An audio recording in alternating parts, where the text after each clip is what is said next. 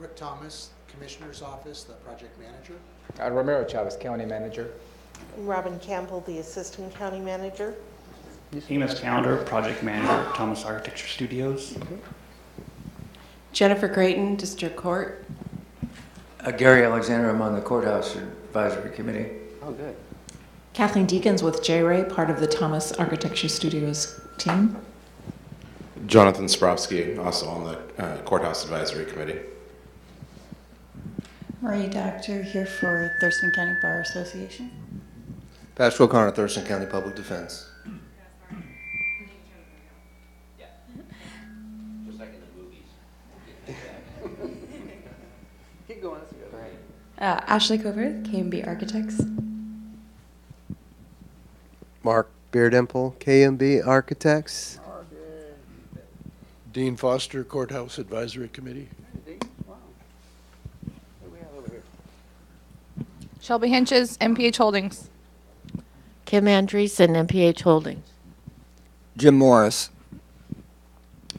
Dale Clark, Hensel Phelps Construction Company. Jim Johnson. Darren Cody, Parametrics. Pam Hartman Byers, Superior Court. Jason Wandersee, Director of Justice for HOK. Megan Porter, Public Information Supervisor for the Commissioners. Either way. Mary. Susan Isham, Central Services. And you are, ma'am? Okay, so that's, and I'm Bud Blake, Chair of the Board of County Commissioners, and so, like I said, it's absolutely wonderful at this point in time to be able to have this discussion because we're going to talk about some feasibility studies and some other things. And as people come in and go out, I'll try to get them introduced, but if nothing else, we'll continue the conversation for the duration of the day. So everybody have an agenda. I just want to make sure, because I like to keep everybody on one sheet of music. And so we have an introduction and a comprehensive comparative study, the feasibility study, and then some next steps. And so with that in mind, I'll turn it over to either Romero or, okay, Romero has it. Commissioner, would you like to set some meeting expectations in terms of perhaps holding the questions until the end? Oh, yes, please hold the questions to the end of the briefings, and then we'll answer as much as we can at the end so everybody can hear everything at one time. Thank you. So let me begin by giving you a little bit of a history and the background. This is a project long time ago, almost like Star Wars, but really it will take us back just about 18 months or so when we actually start taking this a little bit more serious with the new commission. We began by hiring a new project manager, Rick Thomas. And then through the process, we allocated enough funding in 2018 to start having a feasibility study. And through the process, we started having periodic conversations and meetings with representatives from the City of Olympia and other stakeholders to the point in which we hired Thomas Architects to start looking at 3 specific sites. And that was the result of assessing close to 12 sites. And we use a series of site criteria that it was approved by the Board of County Commissioners. I believe it was mid-2017. That, again, will lead us to the 3 sites that you're going to be hearing today.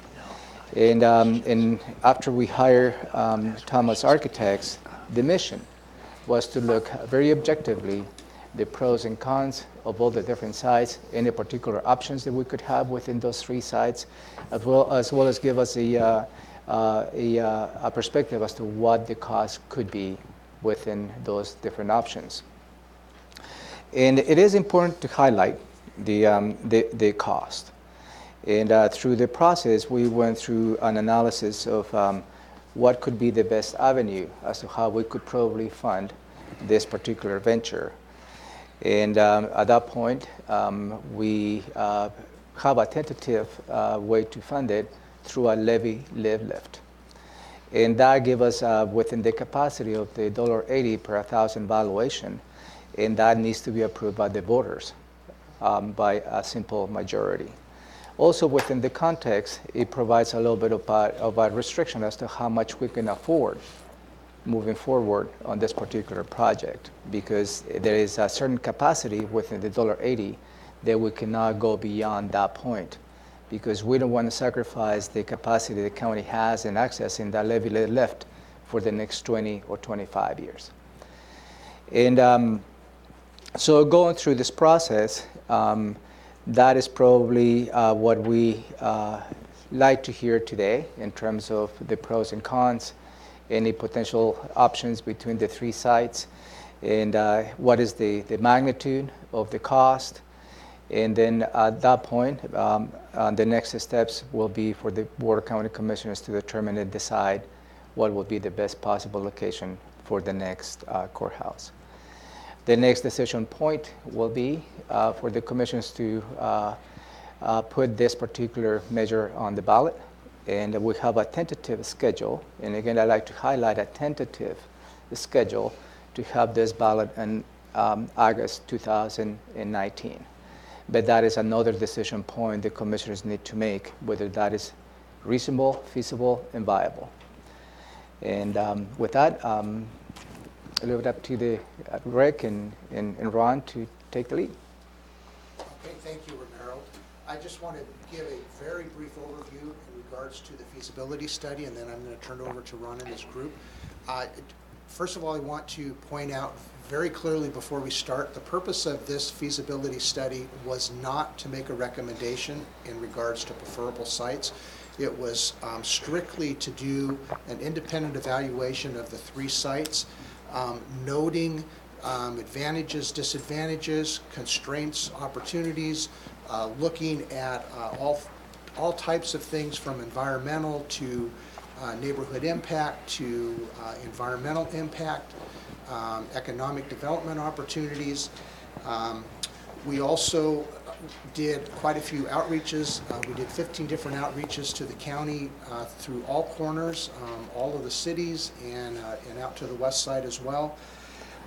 We spent quite a bit of time with the county staffs and offices to go through and reconfirm and kind of reevaluate the space programming requirements. And Ron and his team will go into some details on that. And maybe most importantly, out of the entire study, we had Thomas Architecture look at some site massing plans to determine whether or not the amount of square footage that we need for our project would be able to physically fit on the three sites. And as a part of that analysis, to determine if there were any fatal flaws that would really make it almost impossible to move forward. So without any predetermined conclusions here, I'm going to turn it over to Ron, and he and his team are going to walk through the findings of the last 3 or 4 months. So Ron, go ahead, please. Thank you very much, Rick and Romero, for the overview. And it's a pleasure to be back in front of you. And as Commissioner Blake correctly pointed out, this is a continuation of a conversation that has gone on for years, literally, and especially intensely over the last 4 months. We've been in front of you in the city each month, and we've had the good oversight of the Citizens Advisory Committee. I want to acknowledge their participation right up front. We met a little bit more often than was early suggested in our contract. We met every 3 weeks, active participation by them, and they gave us very good insights. Their participation was anticipated at a time that we did not know how much public outreach. That was added after, towards the latter part of our contract, and I'm pleased with the amount of response that we got, the amount of participation, because it was a quite short notice that the public had to come out and participate. And to that end, you have a page in front of you. It's called Public Outreach Plan.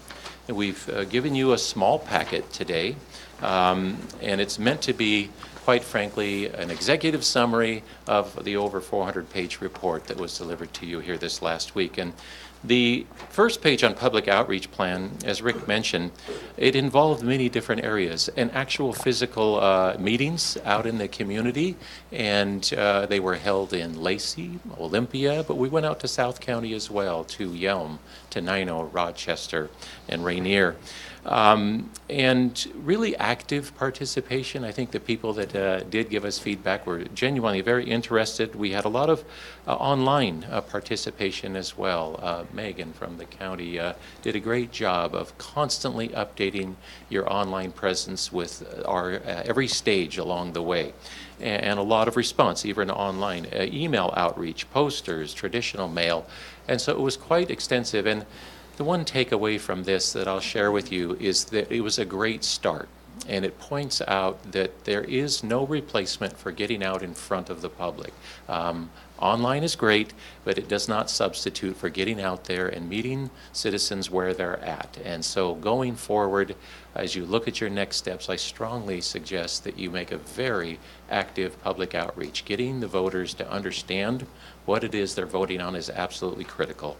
So public outreach plan, and Kathleen Deacons from J-Ray and Megan are available to ask more detailed questions later when we get to the Q&A on that. And then the next set of pages, they're the Excel spreadsheets here. The top one represents our roll-up summary of the space needs.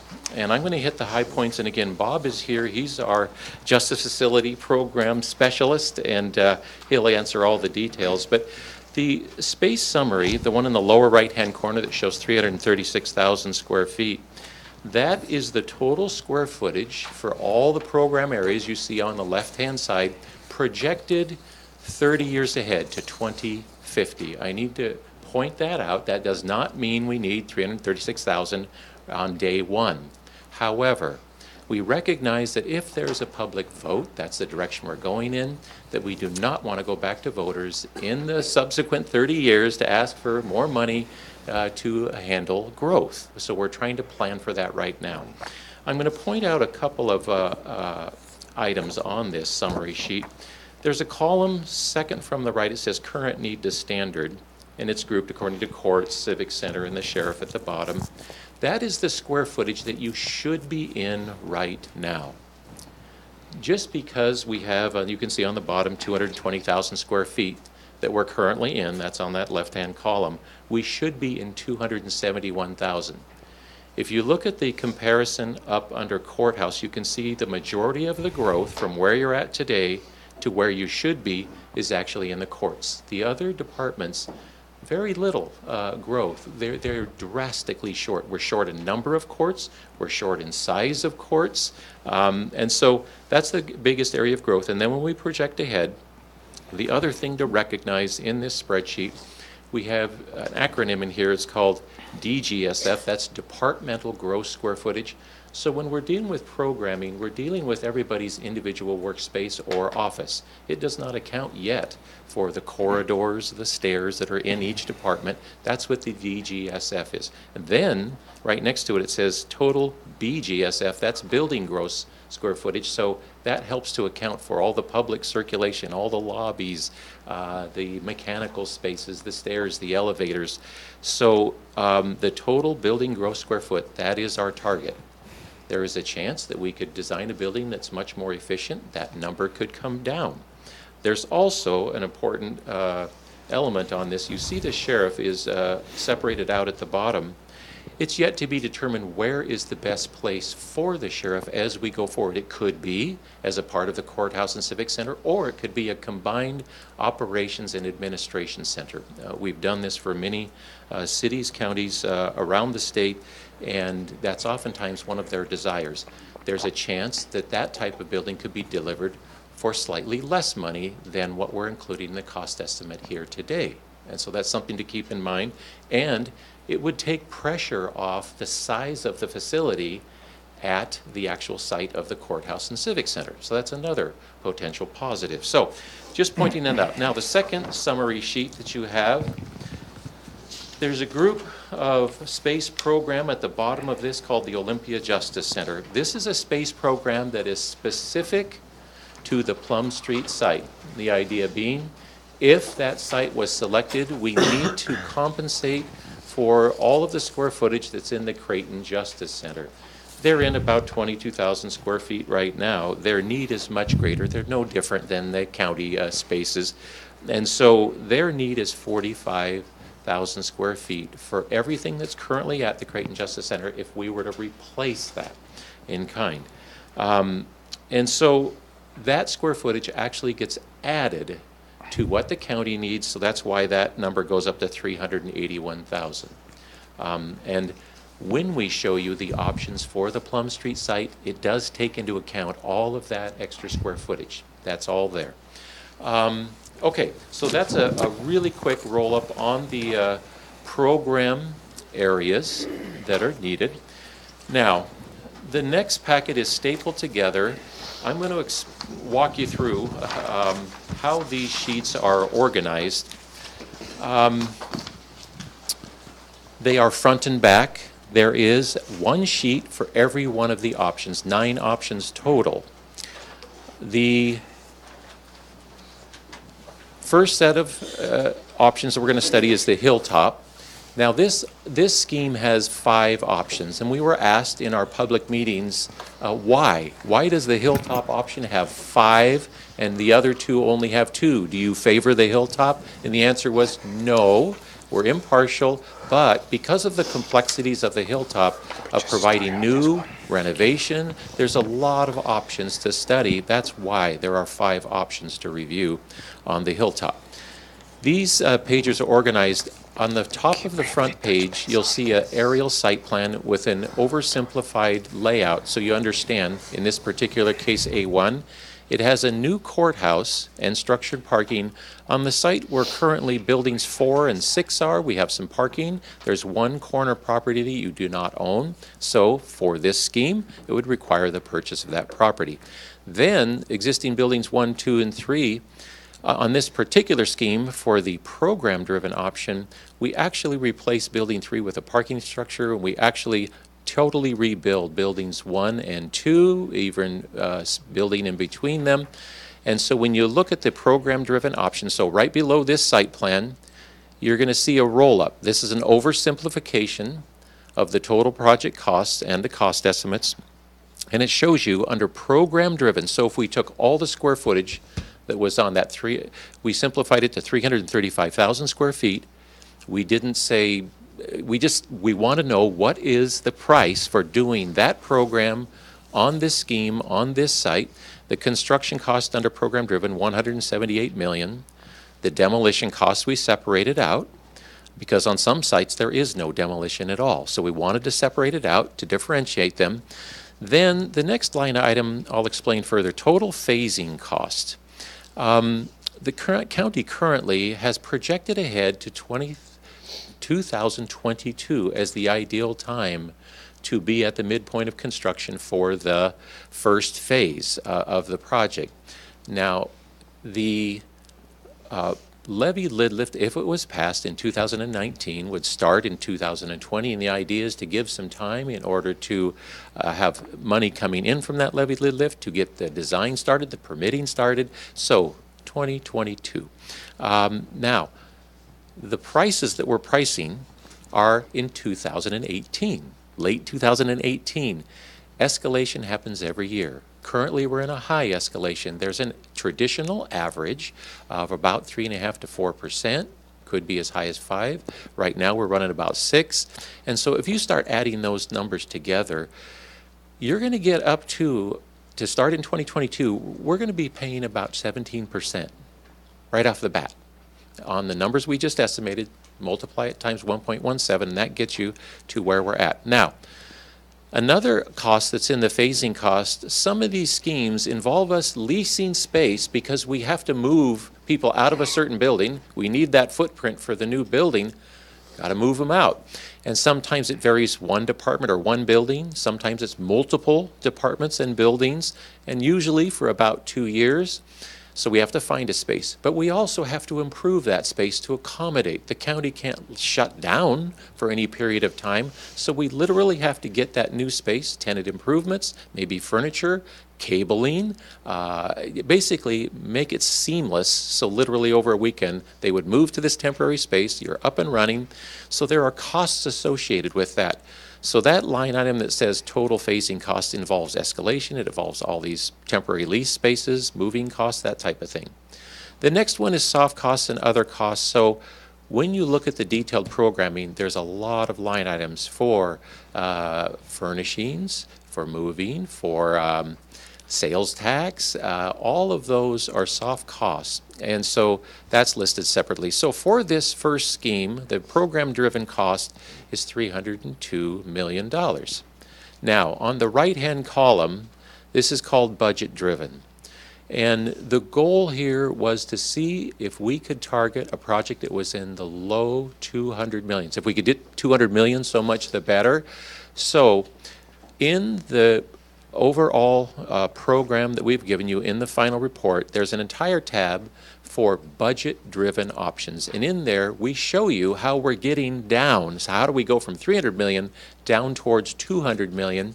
We make some assumptions based on square footage. We say, look, across the board, 10% reduction in all the square footage. Another important factor is, I just explained how much it costs us just to get started. I say we're not going to wait till 2022.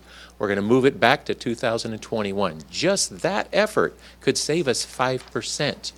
Another option that we look at is some of these require quite a bit of moving around. So you build a new courthouse, you move people out of buildings 2 and 3, okay, but then you have another phase to replace those buildings. And so it can be, some of them are 4 and 5 different phases lasting 4 to 6 years. Well, it's a no-brainer to say, well, what if we compress that down to 3 years or 4 years? Again, we're saving a significant amount of escalation, because on those later phases, now the escalation is killing us in terms of it's taken us maybe 3 to 4 years to start, but now you're talking about 5 to 6 more years. So you're paying that escalation. And so we try to compress it. And so that are those are some of the major tools that we utilize in order to get down to the $200 million option. Now, the next section below that, it's showing you the phases. So you can see in this particular one, it was 5 years for program-driven option. It was 4 years for budget-driven option. I'll mention another thing that we did as well, because we did it across the board on the budget-driven. We have some space that is in a, think of it as a basement level. It's holding because we're coming vertically up. As we have our in-custody, they come up through. That stays in the program, but we had also added a below-grade parking for our judges, for some of our electeds, perhaps even for some jury. In the budget-driven option, we just take it out. It's expensive, several $1 million to do this below-grade parking structure.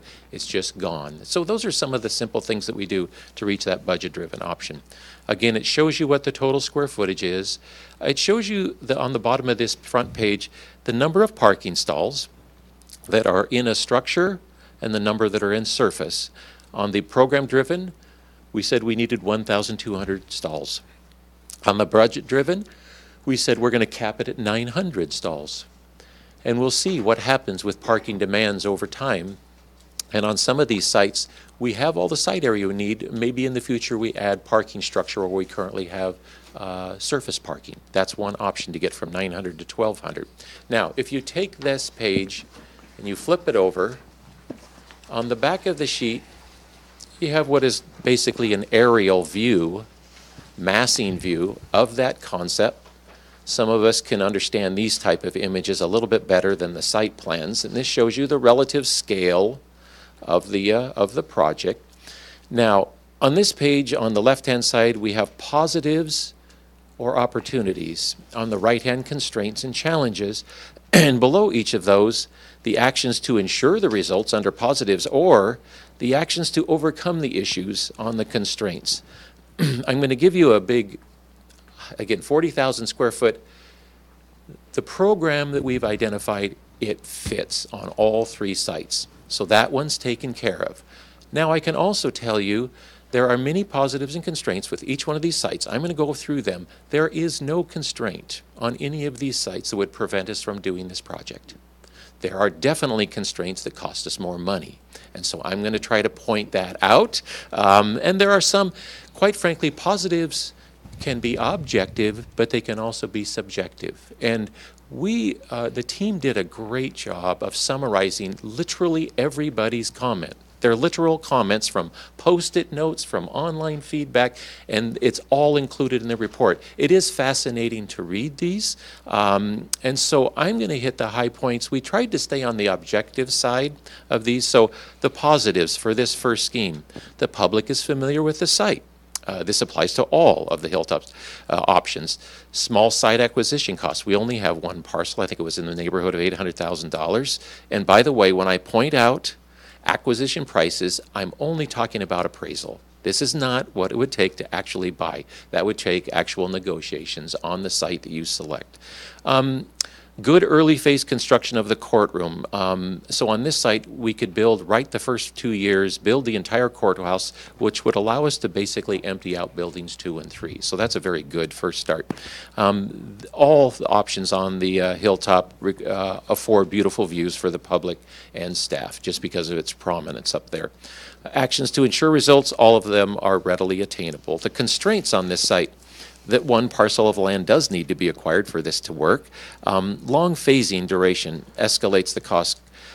Courthouse disconnected from the administration. So we have many options where the courthouse and admin, they're literally right next together on the hilltop. This one is not. There's quite a physical separation between the two. The temporary relocation of buildings 4 and 6 are necessary, so we have to lease space for doing that. The transit score is 40, walk score is 21 on this site. I'll remind you that these are on a scale of 1 to 100, so 40 is below the Midland and 21 is quite low. This is due to the fact that this is basically the end of a line. It's not as frequently as we would like it in terms of our transit score. The walk score, because of the geographic isolation of this site, we literally have 270 degrees that we can't have any buildings and commerce and shops and things like that. It's only back at the short neck that connects us back, and most of the surrounding uses are office support. We do have the Hotel RL, and so going forward, our opportunities for increasing these two transit, they're limited on this site. I'm going to point out there are some lower scores on other sites, but on the other sites, their opportunity for growth is much greater. Okay, so actions to overcome these issues: just getting into early agreements on property acquisition. Just reduce the number of phases. Do what we have to do that. Start construction sooner to reduce escalation. Do things you can improve pedestrian circulation between the buildings. We now have a road that separates those two sites. Make that a pedestrian circulation. You can still get around to go to the Hotel RL and others, so that would be one feature that you could do. Okay, so we'll go on to the next one, Scheme A2. And this one, the program-driven option, was at $276 million. The budget-driven option, $214 million. And as you look at the site plan, the buildings are literally connected by a lobby. It would take 5 years to do all of this through the phasing. It would require people moving off the site for an extended period of time. Under the budget-driven option, you can see it's still 5 years. The budget and program, in terms of how you would go about building this, are actually quite similar. You can see the comparison in square footages and in the parking structure. On this one, this would involve a great deal of construction on site while you're actually operating, and that leads us into going into the back of this sheet, the positives and constraints. Again, I'm not going to repeat the ones that are familiar with all. So familiarity with the site. This one has no site acquisition, actually. You own all this property. You could surplus some of the property if you so choose, and that the cost estimate actually does take that into account.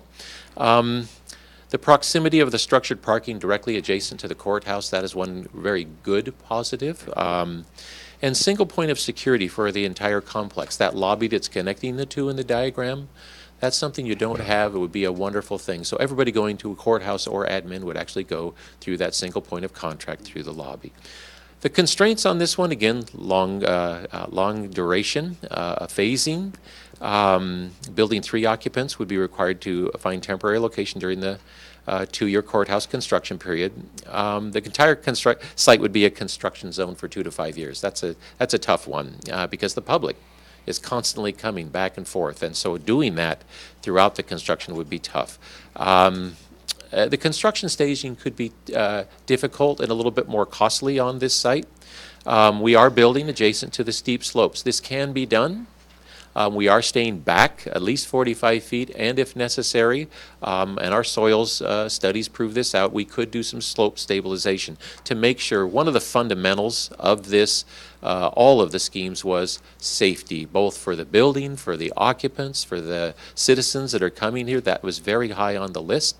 And then all of these schemes at the hilltop, they have limited off-site economic impact. A lot of the surrounding is already built out. It probably wouldn't change that much. So on this site, the amount of spin-off in terms of economic impact would not, it wouldn't be none, but it would be less than the other 2 sites. And then the actions to overcome the issues, very similar to the other scheme in terms of having to shorten the phasing, that type of thing. All right, A3. A3, very different than A2 in that this is suggesting new construction of the courthouse and the administration on land that is currently parking lot.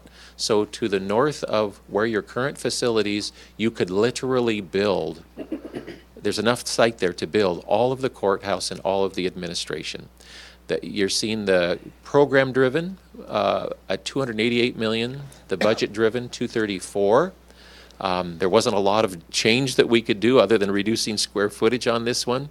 The phasing was very similar. The parking stalls, again, 1,200 versus 900 stalls. You can see this one allows for a much higher number of structured parking that is directly adjacent to the new courthouse and administration. So location-wise, that would be outstanding. You'd still have some surface parking. You'd have a nice courtyard between the structured parking and the courthouse. Again, connected lobby. So we'll go to the back of the page here for positives and constraints. Again, the ability to build all of this while you're occupying some of the existing buildings, that's terrific.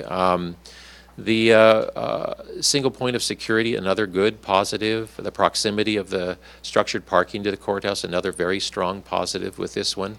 No site acquisition required for this one. The constraints, building 3 occupants would have to relocate during the construction of that new parking structure. Again, the entire site is a construction zone for the duration. The construction staging, again, when we're building close to the edges, it's not that we can't, it's just the costs go up because the contractor has a much tighter construction zone to work in. Future expansion on this one, on really all of the schemes that are on the hilltop, it's somewhat limited. We are building out all of that footprint on the knoll up there. And so we have anticipated it. On some of these schemes, we've actually built in an extra office floor in the courtroom so that when we go beyond the 30-year horizon, one of those floors actually gets converted to another 6 courtrooms. So now we're talking 60 years out or so that we're covering. And so we have anticipated that, but there is very little to move horizontally in terms of our expansion when we're talking about this site. And again, the actions to overcome the issues are very similar to the previous schemes. Now, A4 that we go to next, this is a really unusual one. It was brought up by county staff. It basically says, why couldn't we just put that new courthouse right between the existing buildings 1 and 2? Well, we can. It would be tall. It would be tight in terms of, really? Yeah, it physically fits. But now you're looking at, well, what about the potential impacts on ongoing court? So literally buildings 2 and 3 would stay. Well, you're building this thing, but the chance for actually interruption of court, this is one of the, I wouldn't call it a fatal flaw, this is one of the things that would impact costs on this one. So this one was just over $300 million. the budget-driven 214. It can involve either the adaptive reuse of the existing buildings 1 and 2 or the complete reconstruction. Many of these schemes, we feel it is not advisable to just renovate those 2 buildings. However, for budget purposes, if we really needed to drive down, that is definitely still an option, where we basically take those 2 buildings and then add new building to complement the reconstruction of buildings 1 and 2. The pros and cons of this one, again, no site acquisition. We have the beautiful views, the proximity to structured parking you can see right off the south side there. The construction of the courthouse and admin building occur in one early phase. The complexities and phasing of this one is still there. Again, long duration on the constraints. Building 1 occupants need to be relocated for a significant period of time. The entire thing is a construction zone, again, limitations.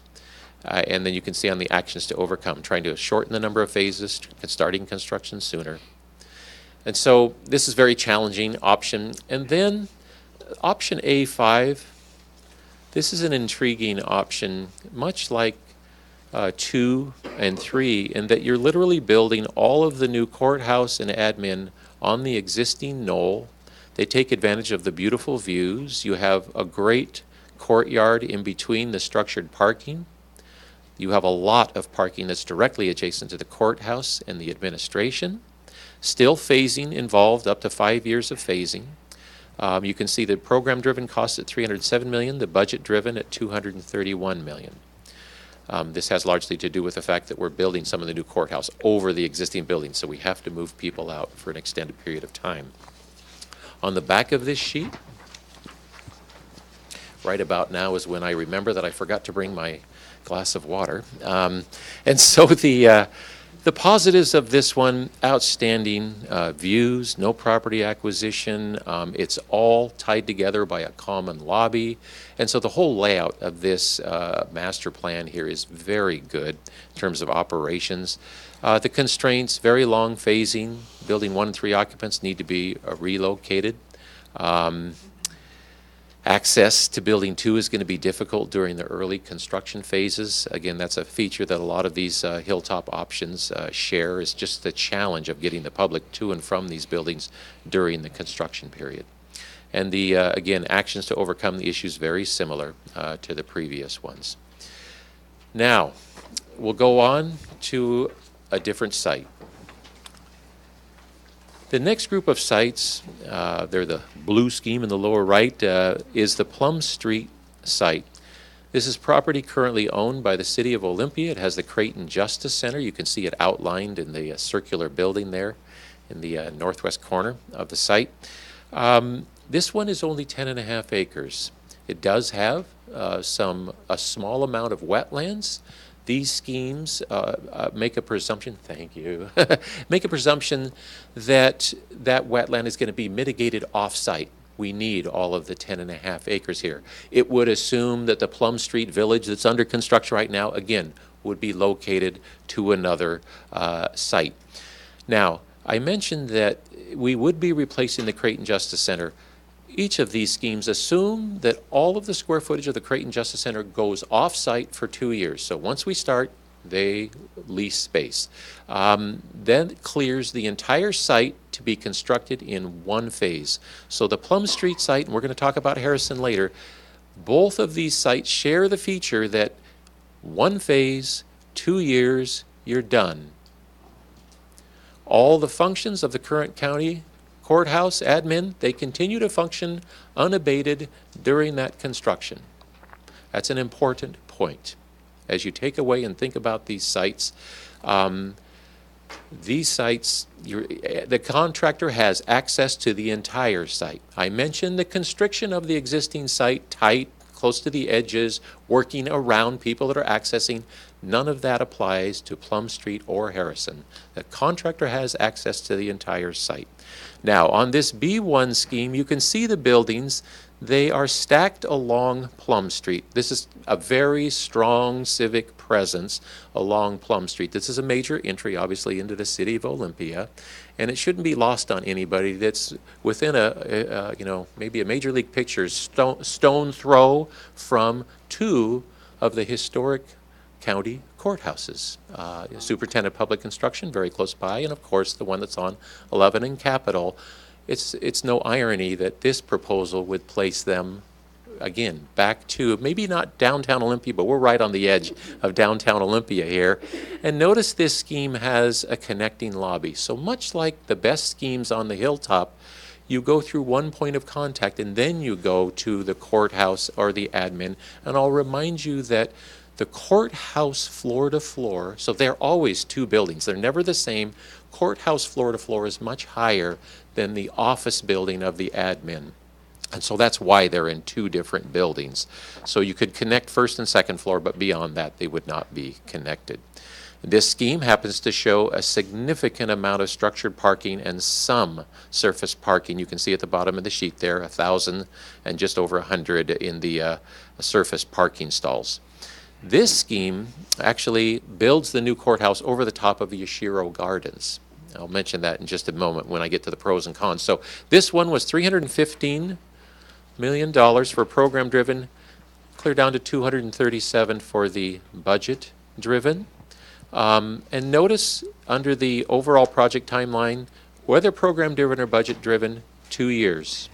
They assume starting in 2022 for the program-driven, but notice the budget-driven, 2021. That is an important thing for how do we get down to that $200 million level. Okay, and we only go with 900 stalls, so you're able to basically not build 300 of the structured parking stalls. So we'll look at the back of the page here. The positives on this one, single phase of construction. The transit score, 56, and the walk score, 85. These are the highest of the three sites. Transit score is higher because we're served on three sides by transit stops. Literally, we're ringed by transit, multiple transit lines. The walk score is high, again, because of the commercial that we have around this site. The off-site economic impact would be modest to high. We're largely built out around here. You would not want a lot of development happening east of here. You're getting quickly into the East Side Neighborhood Association, and they're single family, some multifamily, but lower scale multifamily. But to our north, west, and south, we do have a lot of commercial there. The proximity of structured parking to the courthouse and administration is very desirable. Again, single point of security. This bullet is important. When considering growth management and sustainable urban design principles, this is the most desirable site. So growth management wants to have large developments like this and all of the employees focus towards downtown. From a sustainable design standpoint, the roads, the infrastructure, the sidewalks, they're there already. They're in place. We're not building new. In this particular one, the next bullet, almost all of the intersections surrounding this site are already signalized. Not the case with some of the others. The city could, based on our transportation studies, could require adding signalization. The proximity to state and city government facilities could be considered a positive in this scheme, and the opportunity for strong civic presence is the greatest for this site. Now, qualify, these would all be great civic buildings on any site that's chosen. Your exposure on this site is much greater. The number of people that are actually coming by this site, so its civic exposure is higher. Now, the constraints on this site, Creighton Justice Center would have to be relocated for 2 years. You do have to buy this site. And then the limited site size does require the courthouse building to go higher, up to 116 feet.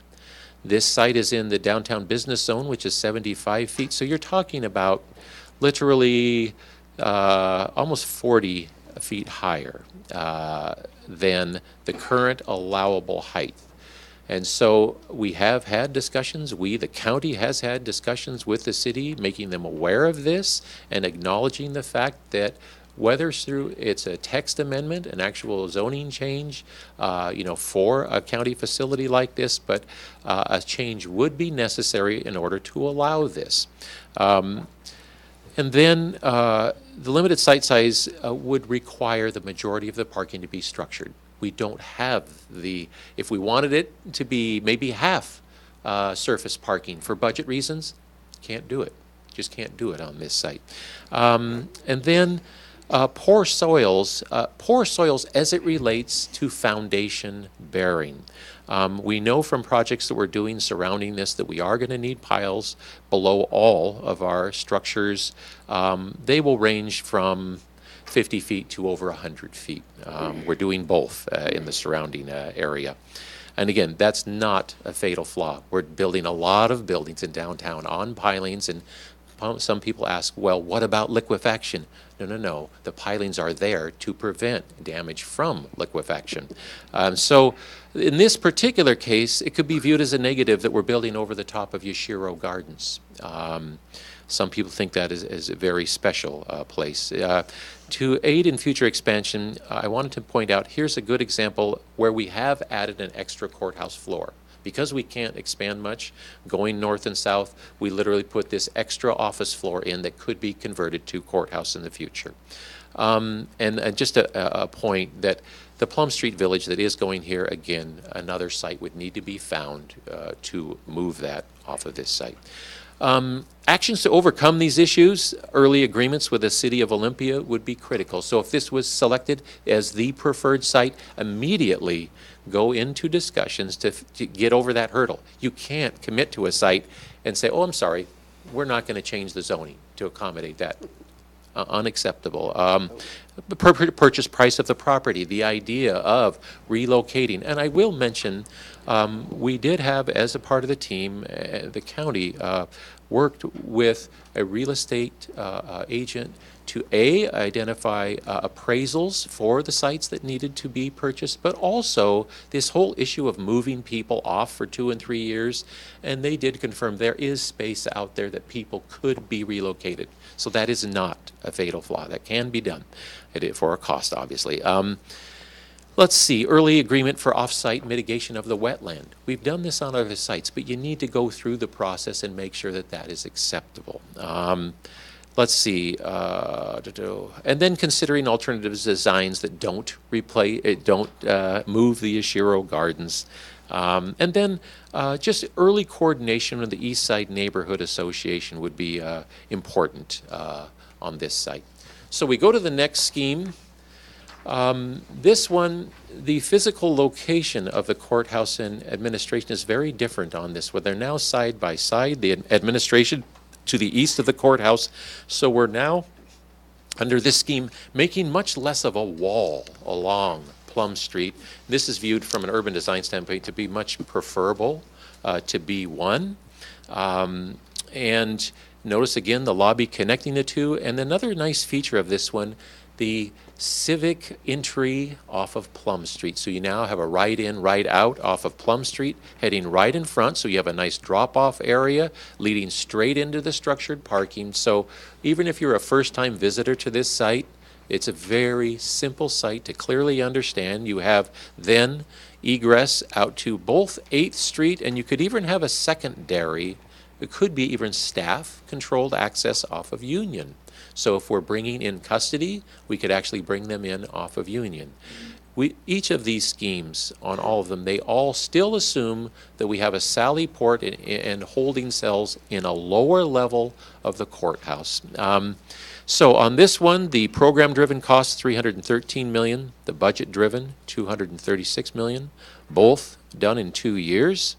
And again, the 1,200 and 900 stalls. And again, you can see the high number of structured parking stalls on this scheme.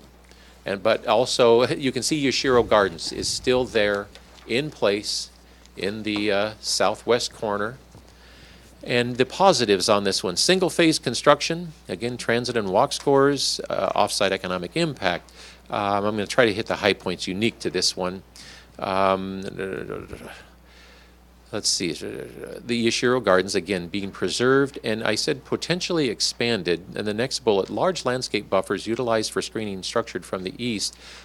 You'd notice in the upper part of that, the upper and to the right, there are large green spaces to the east and the south of the structured parking. That would help screen this from the East Side Neighborhood Association. So even if that structured parking was 5 and 6 stories tall, this would provide a good buffer from that. The height of the building is actually pushed to the west, away from the East Side Neighborhood Association. And interestingly enough, the buildings directly across Plum Street, those are actually already, 50 to 60 foot tall buildings. There's even one closely to 70 feet, just a half a block away. So the scale of this building would be large, but again, it's mitigated by the fact of the larger buildings directly across Plum Street. The constraints on this site, again, the Creighton Justice Center needing to be relocated. The height, again, 116 feet would need to be resolved. The limited site size, site purchasing, the wetlands, the soils again. And so very similar to B1, we're facing the same challenges. The actions to overcome, again, very similar to B1. I think keeping the Yashiro Gardens, this, as you work through all of these, as your design professionals, some of them filter up as the best of the site. This B2 scheme, I think, is clearly better than the B1 scheme. But again, it fits on this site. That's the big takeaway. But again, structured parking. Now, we move to C1. This is where we start the Harrison Avenue.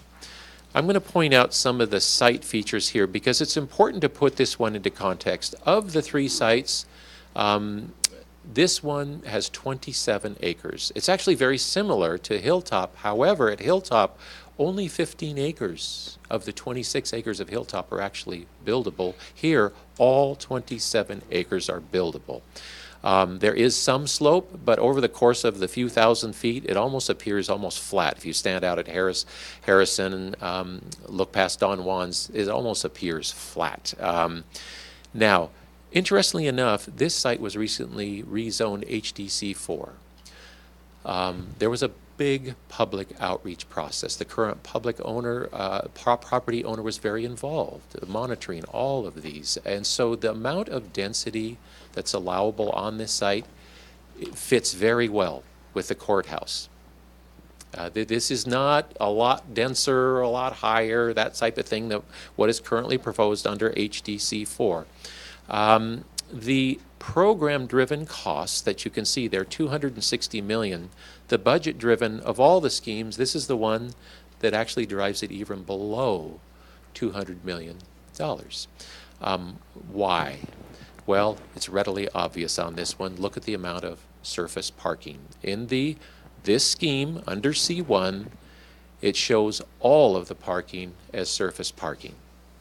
Now, that may not be a wise thing to do, and I'm going to get into that in a bit here. On this site, the other 2 sites were able to do what's called point source treat the stormwater.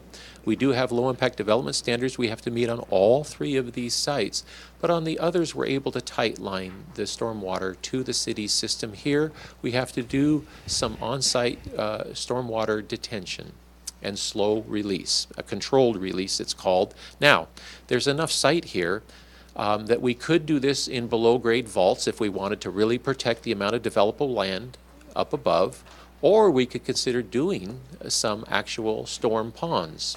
We're doing some development directly to the south of this site. We chose to use storm ponds for cost reasons. We had enough site to do it that way. There is a potential here. We could do a combination. Protect some of our developable land and do some surface.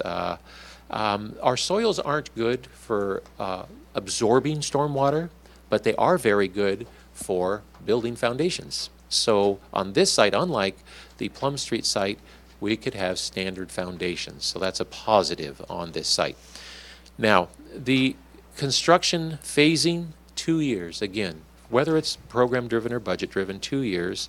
The number of site stalls, 1,200 for the program-driven, 900 for budget-driven. We'll go to the back of the sheet here.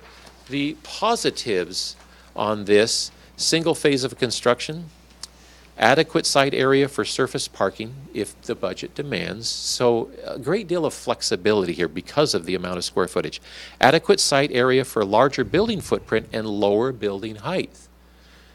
That shouldn't be, it can't be overstated. You have the ability to build a slightly lower. You might only be 5 stories instead of 7 stories, 6 or 7 stories. You could have expansion potential on this site. So here on this site, we could expand horizontally.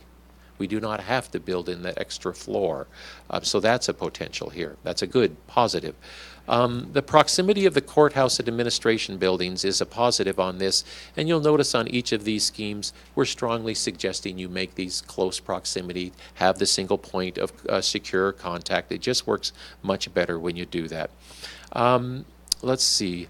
Okay, here's an important bullet towards the bottom of the positives. There is no need to purchase the entire 27 acres. You could leave some for commercial development. And that's what this scheme shows. On the northern part of this site, across from Don Juan's, they've already done some nice redevelopment of this building. You could actually have a road that has commercial on both sides as you're leading in towards the new courthouse complex. And there's enough site there that that commercial could have its own parking, or you could even look at joint parking opportunities as a way to meet your extra parking. The commercial could benefit from it, but also the county could benefit from joint parking. And then this is an opportunity for potential shared development cost. If the seller wanted to develop more commercial, they could perhaps share in some of the cost of the infrastructure improvements. On this site, well, I'll get to this, on constraints. So we have a transit score of 34 and a walk score of 50. Now, transit score is low. The Intercity Transit just recently started going right out to this site. They turned down Kaiser, returned back on 7th. So this one is going to bump up a little bit, but if a county facility goes there, I am certain, I can't promise it, but I just feel very confident that the frequency of the transit service is going to increase. Maybe not as much as Plum, but it is going to increase. And then the walk score is actually at 50. So we do have some commercial that is surrounding this site, again, primarily to the north.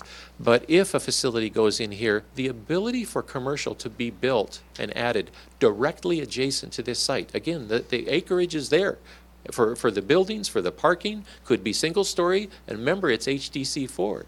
You could do mixed use. I believe it's 60 feet is the height allowable here. You could do much denser here. So there's a potential for a lot of commercial development on this site. One of the negatives of this site, second bullet, if you chose to do it all surface parking, you would literally be walking almost 2 city blocks from the furthest parking. That's not a very good thing, because oftentimes, he's like, well, staff, you park out at the far end, leave the close parking for our guests and the public. And so that could be viewed as a negative. The stormwater retention, it's a constraint, but again, it's just part of this site, something that needs to be addressed. Site would need to be purchased from the current owner. Again, $5 million is an assessment on this particular one. We did not include the property that is on the northern part of the site. We said that's commercial. We're not going to purchase that. We just said we'll purchase 20 acres of the 27. So that's the $5 million that you see here. And I caution you again, on sites that are this big, that does not necessarily mean that's what you would pay for the site. It could be more. Height of the building, 64 to 70 feet. We're going to exceed the HDC4 zone of 60 feet. We will not have, we can go higher than that if we had residential in the building. We're not going to have residential in our courthouse and our admin building. So this is a potential, maybe a text amendment. Keith is sitting to my left here. We'd have to arm wrestle over this one, but I believe I believe the city's desire is to find a solution. If we maybe didn't include the high buildings that are too close to the edge, something like that.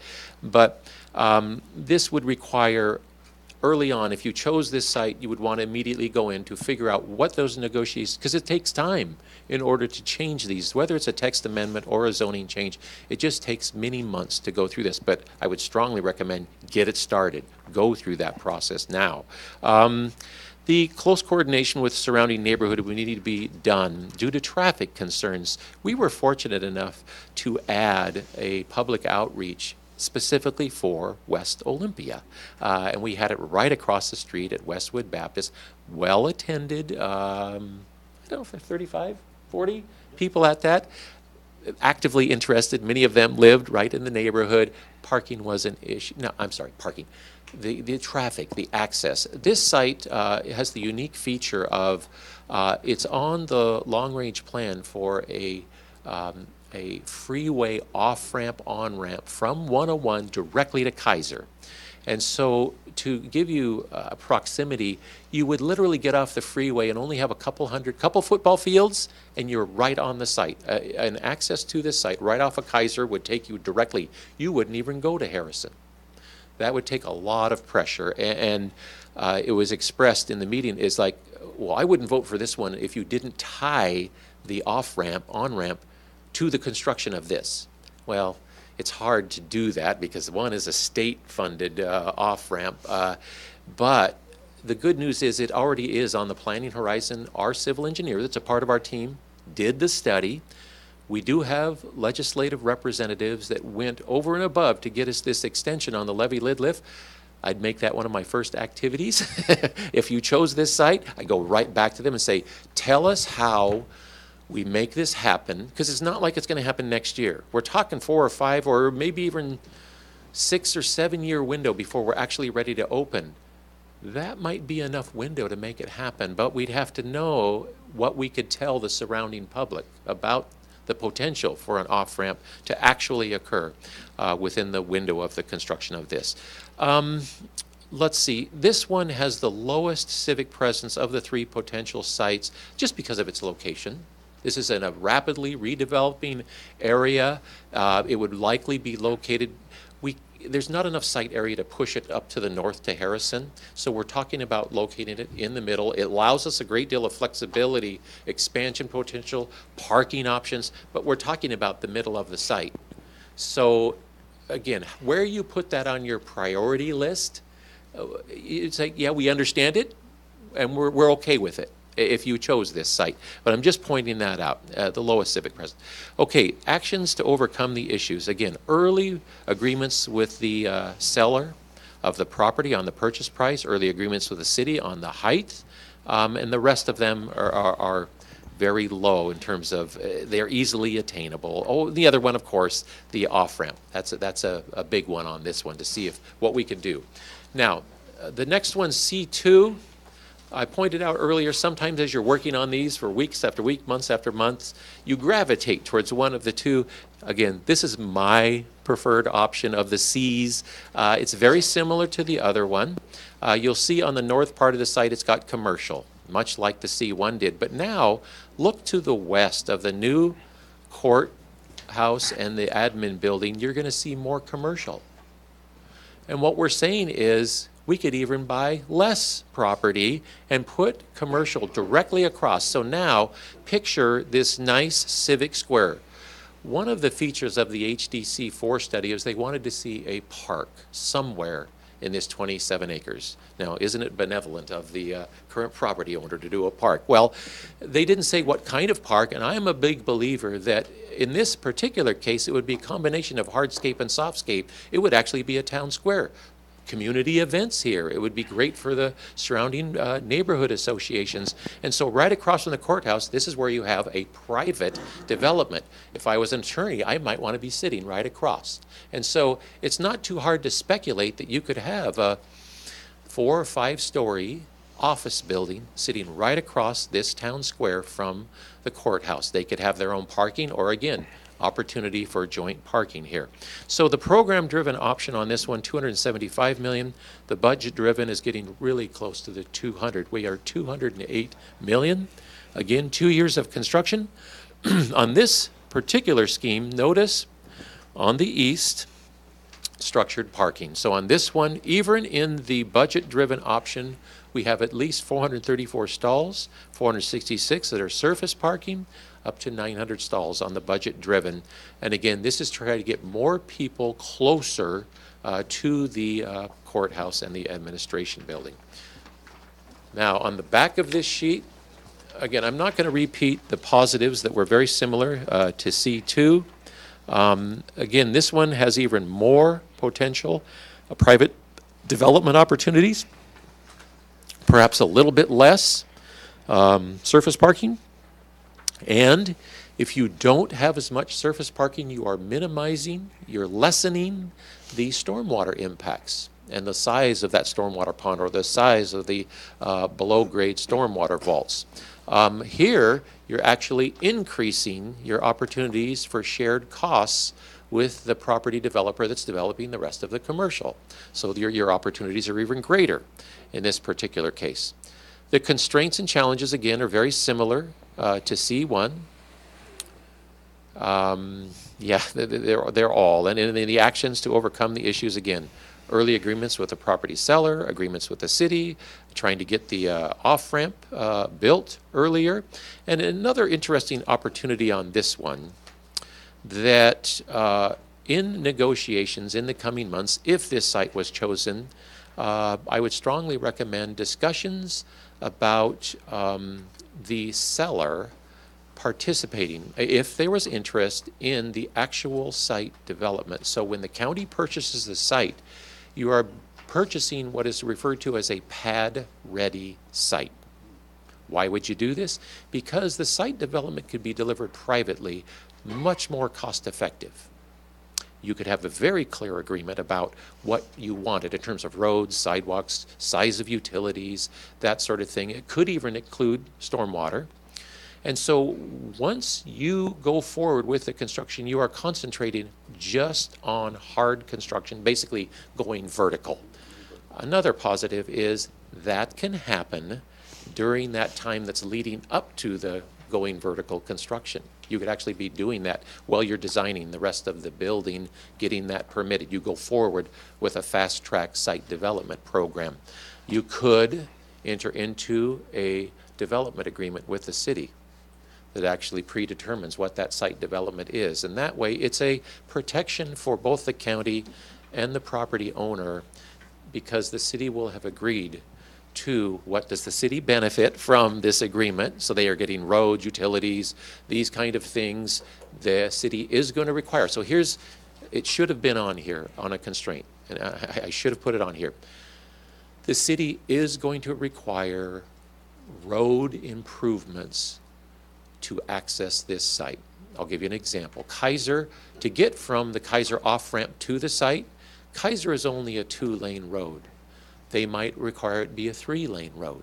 This may be their opportunity to say, well, we want Kaiser improved from 101 to Harrison. That wouldn't be unusual. Also, 7th Street, a development we just worked on south of here, improved 7th to a few hundred yards of Kaiser. Because our site accesses 7th, we don't show an access, but they could ask us to improve it the rest of the way. That would be millions of dollars. Okay, we'd want to get into, again, early agreements with the city about what are they going to require in terms of off-site. In this particular case, we identified, we put a $6 million number. We did account for it. At one of our last meetings, it was raised by some of the electeds. It's like, well, are you considering all the improvements necessary surrounding these sites? In this particular case, we did assign money to that. We don't know exactly what it would be until we negotiate with the city. So that is an overview of all 3 sites, all 9 options. You can clearly see big gaps between program-driven and budget-driven. I will give you some high-level comments before we turn it over to questions and answers. From our studies, from all the cost estimates, from all the total project budgets, you can see them. Your greatest opportunity before you is to compress the schedule. That is your greatest cost-saving potential of all of the things. Try to get started in construction sooner and try to keep your construction duration as short as you possibly can. It's going to save you tens of millions of dollars if you do that. It is going to take pressure off of, I made a draconian 10% cut. 10% is very hard to do. It is. If I said 5%, I think if I took that back to department directors, they'd say, okay, they'll roll up their sleeves. Maybe some people will be in shared offices or open office instead of closed office. Maybe we don't finish out all 20 courtrooms. We finish out 16 now, do the others later when we can afford them and then when we have the need. Or another thing I suggested, if we were to choose Plum Street site, we don't add 20 courtrooms and then the city has their own 2. Just combine them. Let the city municipal court use 2 of the county courtrooms. They're shared, okay? And you locate those 2 right next to where all of the city municipal functions are, because they want their municipal courtrooms to be readily recognizable as City of Olympia courtrooms. Well, fine.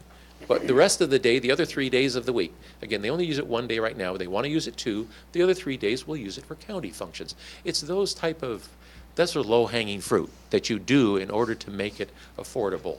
This whole idea of structured and surface parking, that has to be weighed. If we're going towards a budget-driven option, that has to be weighed as a great opportunity to save. And the other takeaway is, again, it's not our job to suggest which site, but to point out things. And the whole idea from a big picture, growth management, sustainable design, the Plum Street site is far and above, very different site. And I do commend, and I want to say this one more time before you go into your selection, Rick did an outstanding job with Romero in narrowing from the 12 sites to the 3. Every public meeting we had, we walked them through. We wanted to educate them. How did we get to this? It's important that they know and they understand, and that the 3 sites that were chosen were very good because they were very different. That is outstanding. And so when you make your choice, it is not going to be, because, well, we're just choosing the best. They were all very similar. No, they're very different, actually. And they all afford different opportunities going forward, different opportunities from a cost standpoint. So I'll probably stop there. Our entire team is available to answer whatever detailed questions folks have. We have the whole notebook in front of us, so as deep as people want to dive, we're glad to do that. Yeah, first I'd like to thank you and congratulate you for this accomplishment in such a compressed timeline. Yes, I know it has when been. we went to this, and it's really comprehensive and very thorough for what we need to make decisions on. So thank you very much. You're welcome. So and I'll open it up to any kind of questions or comments from Olympia or any of the elected officials first, and then if we have time, we'll go to the larger audience. But I would ask you just to keep them at a large, broad question right now, question-answer piece right here. We're not down to what color the doors are, which way they swing, or anything like that. We're looking at the larger picture in order to have feedback and discussion. So if there's any kind of comments or questions from anybody here at the table, certainly just give me an indication and we'll go forward with it. I have a question. Sure. Yes. First off, thank you very much for doing all this, and I do apologize for being No. The big question I have is I have about 35,000 square feet of space for my vehicles, my boats. So I have about 100 patrol cars, and I didn't see where they would be at on an off-site location as far as 35,000 for office space and then the other 35 for the storage. So Sheriff, I'm glad you asked that question because I did share before you came in about our program, and I pointed out, so it's this sheet right here, it's underneath. Okay, you got it? And so it identified your administration, which is what you have now here on the courthouse complex, but we also included the Field Operations Bureau. You can see the 27,000 square feet on the right-hand side. And so what we did not include was your 12,400 square feet of your exterior or covered space. And the suggestion was, before you came in the room, it should be considered as an option. One might be for you to be at the courthouse. Another option might be for the administration to join the Field Operations Bureau at a specific site. Whether it be where you're at now or another is not the point. Right now, your needs for your covered parking are served very well. You utilize it very well. It's not high cost. And so if we were to basically retain, and I'm just going to talk about your specific site, retain that, and then provide you with all new administration and field operations space. Or you could actually do new administration, adaptively reuse your field operations bureau, keep your covered area. The idea is we're trying to bank the money necessary for you to basically come out whole with a new facility. And so without being presumptuous about where you might go. And so your existing site is certainly a potential. And then further discussions would be needed for, and whatever site they choose, I would strongly suggest that those discussions continue on, because, as I mentioned before you came in, if you were to be at a different site, you have to have some space at the courthouse. But if you were to be at a different site, that actually takes some pressure off the courthouse and administration complex. And it actually could be viewed as a positive by your department to now be co-located on one site. And the hope is that this approach is providing you the money in order to attain that. I hope it helps. Yeah. Commissioner Blake had a previous speaking commitment, so Okay. Commissioner Hutchins will Thank you. lead on this. Thank you. Any other questions? Yeah, go ahead, Dean. Related to that question, what happens to the existing hilltop site in the other two non-hilltop scenarios? Thank you. It's And not so, clear in the- thank you, Keith. So in the detail that's located in the report, we identify anywhere from some of the schemes we're getting rid of, or we can surplus 4, 5, and 6, where building 4, 5, and 6 are. And in that scheme, I might have given you credit for maybe $2 to $3 million. I believe if we literally chose one of the other sites, I believe we used the appraised value of $7.8 million. Thank you. And so $7.8 million against the appraised value. And here again, I caution that I certainly would hope it's higher than that, the actual sale price. If you were to sell all of your properties that you own, I'm talking about where we're sitting now, the parking lots are right across the gully, 4, 5, and 6. It's a lot of property, and some of them have certainly buildings that could be adaptively reused. 4, 5, and 6 could be easily adaptively reused. The big parking lot, it's sitting right next to the Hotel RL, and if the RL, was to change hands, or if they had an interest in, that's pretty appealing. And then, if another site was chosen, part of our early discussions with the City of Olympia would be flexibility in terms of uses. You want to broaden your potential buyers for this site. So you want to, look into that to see how could we broaden the options for potential users up here in terms of type of use, height of use, density of use, that type of thing. So yeah, that is accommodated, Keith, in the total project. Yeah, in all the different options, as you stated, Ron, it requires a coordination with the city. And no matter what the option is of the 3 different sites, it requires a partnership with the city. So we have already started the conversation with the city as to the level of involvement, the level of partnership, and whether it's the Plum Street or the west side, at the time that we surplus this site, the land use change needs to be part of the deal.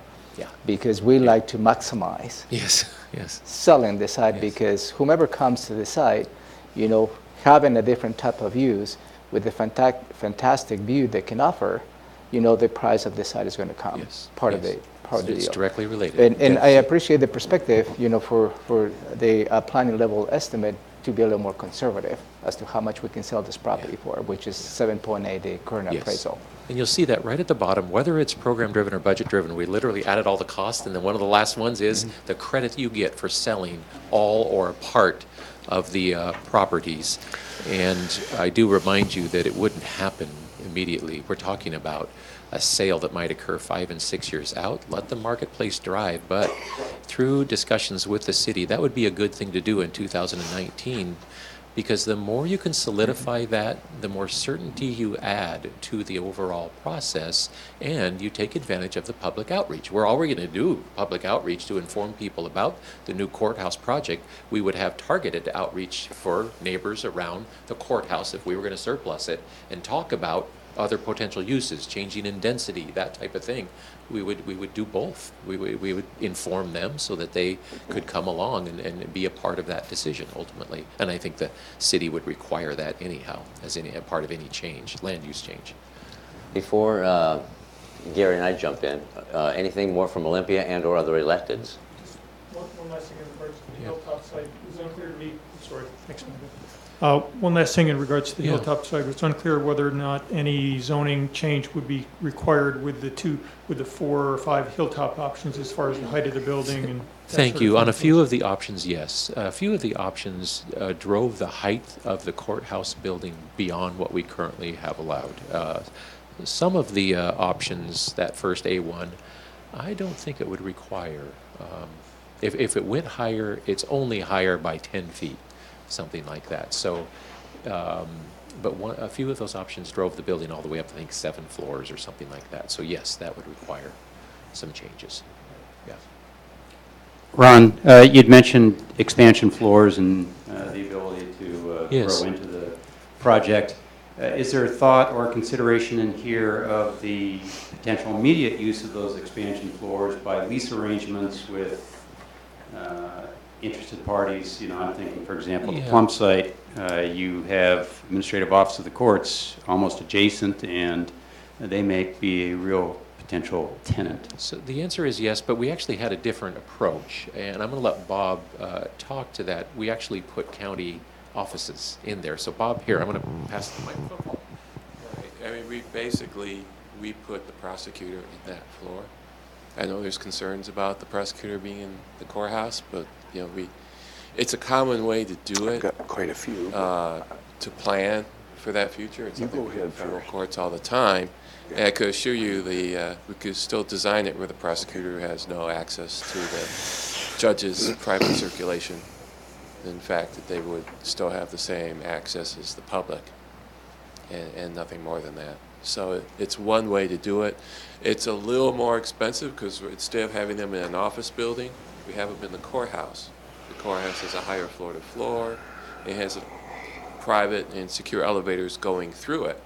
But that's the value of it to the county, is it's much easier to convert that into court space and build additional office space, 40 years from now. Is the prosecutor going to have a view? Yeah, yes. The defense counsel office.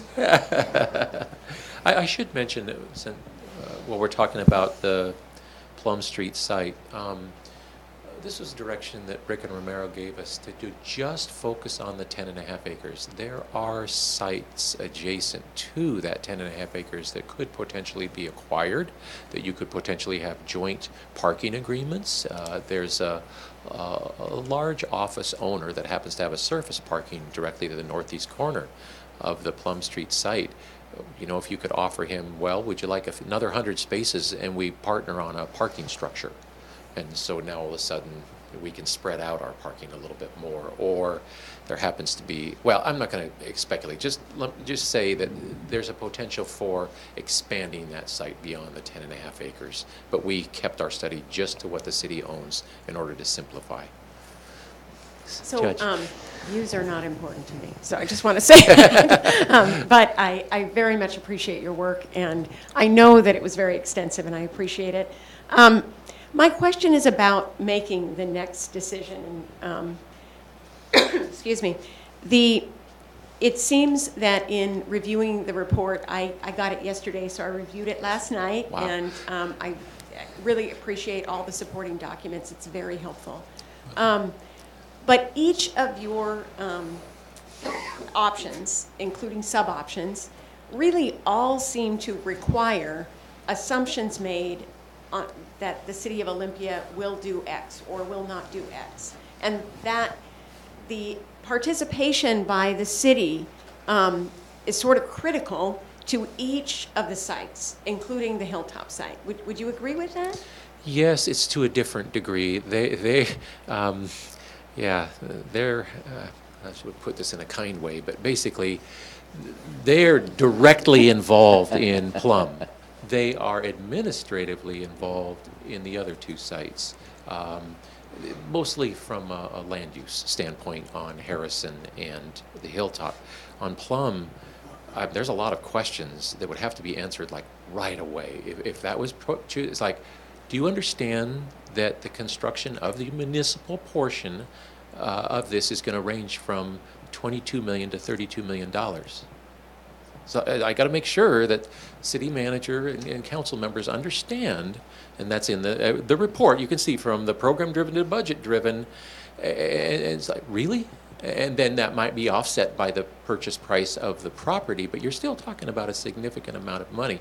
And then are you okay with them being relocated for 2 years? Again, on Plum, they've got to all agree that they're willing to do that. And on the other sites, again, their participation really has more to do with height, not much to do with density. It really is narrowed down to height.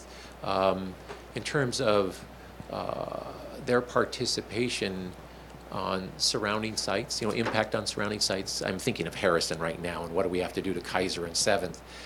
That has more to do with traffic studies, their transportation department.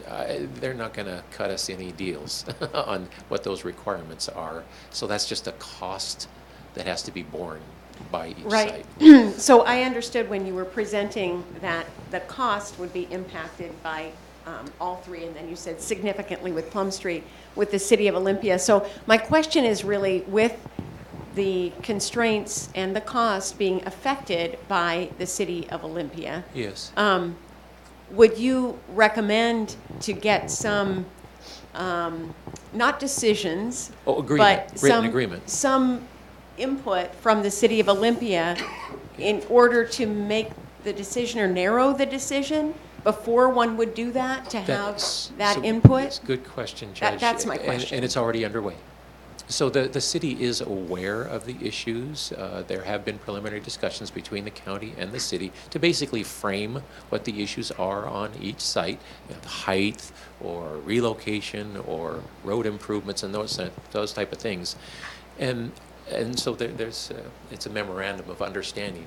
That would have to be taken to a much more higher, more serious level with administrative and council support. It can't be just a memorandum of understanding. If the county is to make a commitment towards a specific site, it has to be with the understanding that you can't go backward.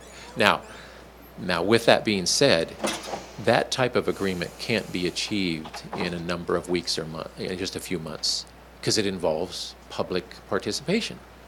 If you're going to raise height or something like that, there's a public process that has to be gone through. But you have to quickly get to what are the issues, what are the issues that need to be addressed, and then financially, how do we address them? Just what are the levels of approvals? What is the schedule for getting those approvals? And then you go about doing those in 2019.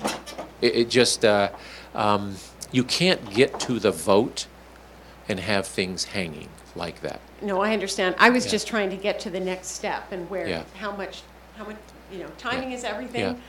You know that we want to move it forward as quickly as possible. Yes. What, you said that input has already been ongoing. What do you think has to happen for the next step? I don't know when the city of Olympia got this report. I got it yesterday. So, input from the city of Olympia consistent with all of your important work, I think would be necessary before a decision. And you are correct, Judge, in that there are varying levels of risk, which all three of these sites, again, that's why I like the difference in them. And this one, my risk meter would go high out of the chute, because there are some really important things that have to be decided. So I would transition as we go forward from this meeting, and if the Plum Street was selected, really any of them, I would now transition from staff. I'd again have staff involved, framing what the issues are, but now it's time to get the electeds involved because leadership has to understand the dollars that we're talking. They just got it, same as you, the report. And so they have to understand the dollars involved, the seriousness of the issues, circle back with Keith to thoroughly understand the process that's involved, the public process, come up with a timeline. And then this is where the risk factor comes in.